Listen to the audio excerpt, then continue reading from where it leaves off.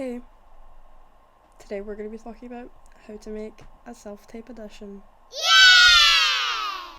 So, as an actor, you're going to be doing auditions like the whole time. Like, it's a part of your job, whether that's like in person or a self-tape. Not sure how to do a self-tape audition? Well, it's your lucky day, because this video is about to tell you. You watch this video and it will show you. Setting a self-tape in is really easy. Just take a camera or your phone and set it up at like the appropriate level. Like, yeah. Most self-tape auditions, they'll like tell you what shot to use, but here are some shots that they may ask you to do. Now, my example isn't going to be the best of quality or the best lighting for right now, but we're gonna just deal with it. These are the most common shots. The head shot, sort of like medium close-up, is like shoulders and up. Also remember to have like a clear background. I know that this is, again, not the best example, but when you're doing your own self-tape, make sure you have like a clear, non-distracting background. Make sure to stay in frame during your self-tape audition as well. There's also a wide shot that is typically used for musical theatre, which is like singing, dancing, like usually, to show like a whole body thing. But some other auditions like might require you to do that as well. They will usually tell you what to do. Tip number 1, film landscape, because it's just film landscape. Make sure you have decent lighting. It's not like a giant like problem, but make sure that there isn't like really extreme dramatic shadows on your face. Like, yeah. Make sure that if you have long hair that you can see your face, that it's not like super in your face, like, you know, like, yeah. So make sure your face is visible. Also, if you wear makeup, don't make it too extreme, kind of just like keep it natural so that casting directors can like see what they're working with, sort of thing. Take time to practice your lines. You might mess up in the self-tape, but like, it's okay, we all make mistakes. However, don't stress yourself about it, and don't like do it so much that it's like kind of like just losing, because if you do it like a lot of times and stress about it, it's gonna lose that like raw feel of acting. It's not gonna be like as new to you, sort of thing, and you want like the best, you know. So obviously you can take it like a good couple of times. It might take you a while, but you know, try avoid wearing tops that like have big labels or images on them, because that can be really distracting for a casting director. So like just a plain top, or if it's got like a tiny label, it's fine, or you know, whatever. Obviously try and show like personality. You can like show personality through clothing. You don't need to, but like it's something that like draws an eye to you. Like it could be like a pop of color, or like an accessory, but again, nothing too distracting for a casting director to like watch. When you start a self-tape, you need to do a slate. A slate is basically this brief information about you that you're saying about yourself.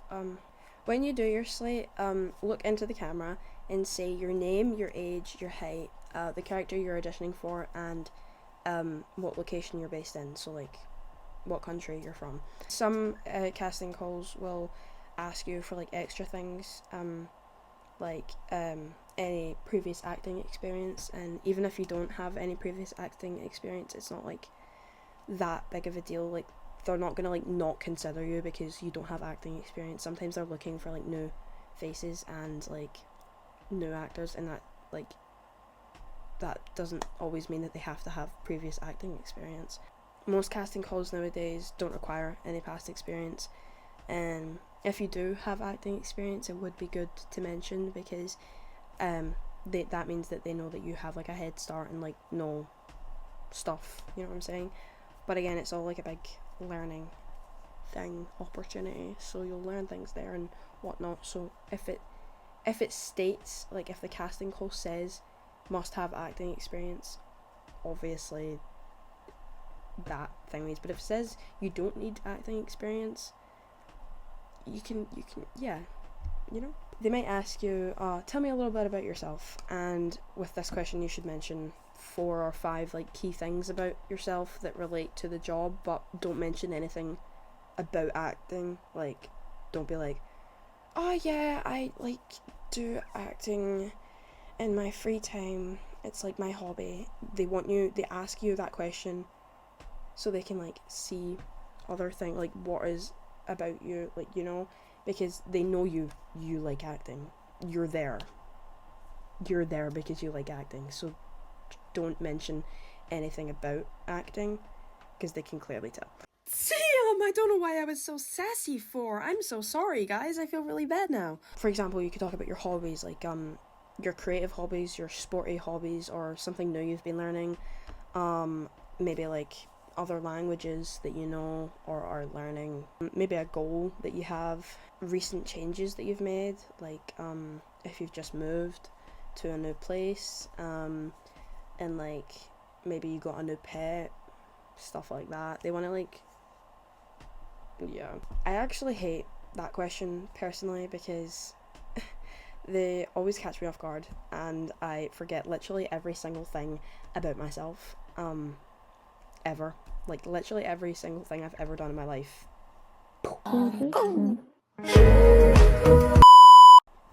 Gone out my brain. So it's good to like practice these things beforehand. They might not always ask you that, but in person auditions they usually ask you that. Self-tape auditions they might ask you, just kind of maybe, but always come prepared. After your slate you're gonna start acting, so you can like cut it in an editing app, or you can just straight up go from, hi, my name is blah blah blah, and then going I mean, you know what I'm saying? So when you are acting, make sure to look away from the camera, because when you're doing your slate you're looking at the camera, but when you act, look away from the camera. Don't like look miles back, right? But just like ever so slightly, so you're not directly staring in the camera. So like look away, you know what I'm saying? And if there's like other people, there's supposed to be other people in the scene, look at them. Like if there's like more than 2 people or something, you just, if they're not all in the same place, you can go look over there, look over there, look over there, you know what I'm saying? So like in your brain have a little idea of what's going on, like imagine yourself in the scene. You're doing a self-tape audition and the casting people don't give you a side, they're most likely expecting you to do a monologue that you know. If you don't know any monologues, probably best to get on that, learn some. Have 2 monologues at least, like completely prepared. I keep saying both with a genre that like I can't speak. Both with a genre that like suits you, like your acting thing, like what you know, what you want to like roll. You get me. But don't do both of the monologues like the same genre, have like different ones. And this isn't like just for like one audition, like this is like throughout your whole acting career. It's good to know like monologues off by heart, because that's just like a thing. If you don't know where to find any monologues, one, you can ask people, but it's nice to seem like you're capable of doing it yourself.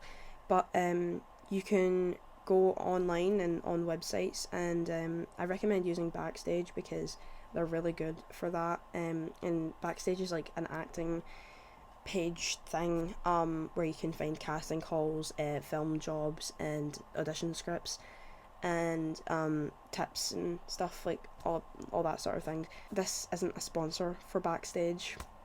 I've not got that far with my life yet. Maybe one day. Who knows? One other thing to mention is that if you're doing a self-tape and your side consists of dialogue, so like talking between 2 characters or more than 2 characters, it would be best to get someone to read in for the other person. They will stand out of frame, like typically behind the camera, and they'll be like reading lines and all that. If you don't have anyone, it is possible to still do it without someone. You could use like a phone call, but that's not really recommended because there could be lagging and like glitches or unclear sound, stuff like that. You could just stay silent when the other person is supposed to be saying their lines, and you just like still react and all that, but give it some time as if they're saying their line. Or you could edit yourself in for like when they're supposed to be speaking. Yeah, so you could like just edit yourself in like an edit app during the silence parts of when the other person's supposed to be speaking. You could just like edit yourself doing that, but again, sometimes that can clash because the timing and all that might not be right. But I'll give you an example. I just don't understand how she can go round saying all those things about you and you don't even do anything. Like, what's the secret to not caring? There isn't one. You just don't. I miss, like, being a kid. You know, like, not having to care about anything, and you've not got all these exams to worry about and all these things to... Charlotte, stop dwelling on the past. You do it all the time. Just live in the moment. We've got all of our friends now and we can do literally whatever we want. There's ways to solve your problems. Why do you not just use them? I don't know. Well, maybe you should start growing up. Anyways, so that is all for today. If anyone has any questions, pop in the if anyone has any questions, pop in the comments, and I will respond, probably really quickly, because I have nothing else to do with my life. Anyways, if you stayed this far and watched the full thing, well done. Give yourself a pat on the back. And maybe like the video, haha.